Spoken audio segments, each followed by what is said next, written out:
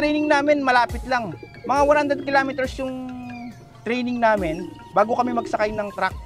Hindi namin binubugbog sa training yung mga ibon. Piniprepare namin yung ibon, yung lakas ng ibon, nire-reserve namin sa ibon. Ayaw naming maksaya yung energy niya o pumayat pa. Kailangan ng mid-toss kung sakaling tumatagal yung basketing ng 2 weeks, ganyan, kailangan ng mid-toss ng ibon. Pero kung 1 week lang, pahinga lang, tapos low fly lang, ayos na. Sa training, nag-start kami ng 20 plus na ibon.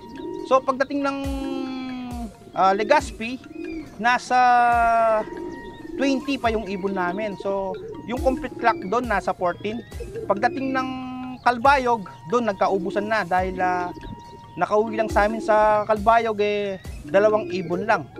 So ayun nga, hanggang umabot ng Tacloban, nakapag-clock tayo ng isa sa sinakay natin sa 2 Tacloban natin.